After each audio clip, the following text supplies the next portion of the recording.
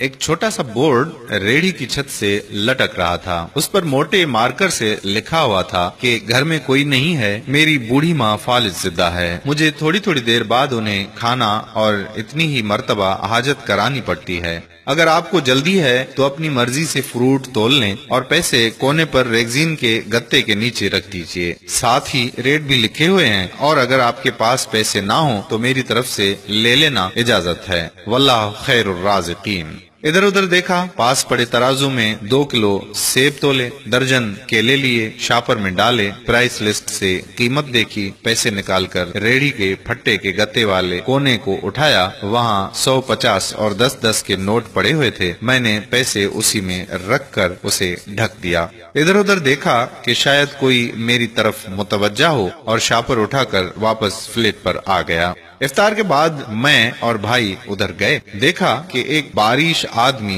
दाढ़ी आधी काली आधी सफेद, रेहड़ी को धक्का लगाकर बस जाने ही वाला था। वो हमें देखकर मुस्कुराया और बोला, साहिब फल तो खत्म हो गया। नाम पूछा तो बोला खादिम हुसैन। फिर हम सामने ढाबे पे बैठे थे, चाय आई। कहने लगा कि पिछले 3 साल से अम्मा बिस्तर पर है, कुछ नफसियाती सी भी हो गई है और अब तो फालिज भी हो गया है। मेरा कोई बाल बच्चा नहीं है, बीवी मर गई है, सिर्फ मैं हूँ और मेरी अम्मा। अम्मा की देखभाल करने वाला कोई नहीं, इसलिए मुझे हर वक्त अम्मा का ख्याल रखना पड़ता है। एक दिन मैंने अम्मा के पाँव दबाते हुए बड़ी नरमी से कहा कि अम्मा, तेरी तीमारदारी को तो बड़ा जी करता है, पर जेब में कुछ नहीं और तू मुझे कमरे से हिलने देती नहीं। कहती है तू जाता है तो जी घबराता है। तू ही बता मैं क्या करूं? अब क्या गैब से खाना उतरेगा? ना मैं बनी इसराइल का जना हूँ, ना तू मूसा की माँ है, क्या करूं?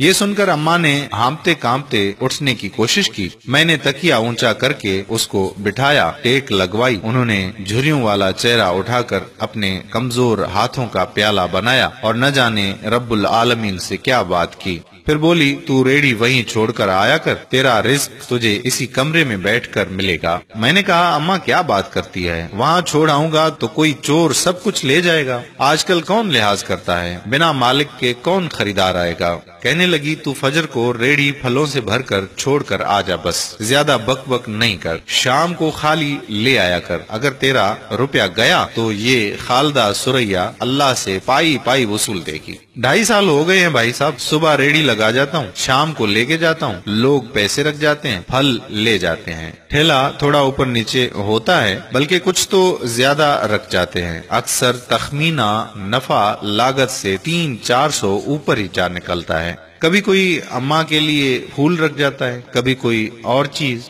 परसों एक पढ़ी लिखी बच्ची पुलाव बनाकर रख गई, नोट लिखकर रख गई कि अम्मा के लिए।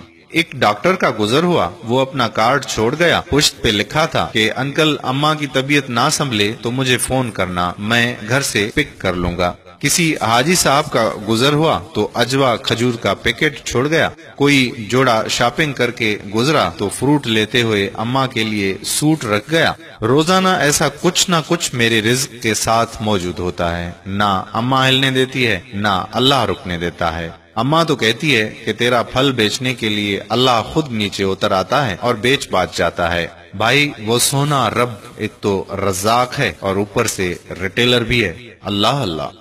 आखिर में मुझे अपने बच्चों से कहना है कि अगर आप फारिग हों और अपने वालिदैन को काम करते देखें तो फौरन उठकर उनकी मदद करें और उन्हें कहें कि अम्मी जान, अब्बा जान, लाइए मैं आपकी मदद करता हूँ। फिर देखें दुनिया और आखिरत की कामयाबियां कैसे तुम्हारे कदम चूमती हैं, इंशाअल्लाह। अगर आपको ये वीडियो पसंद आई तो इसको शेयर कर दीजिए, शायद किसी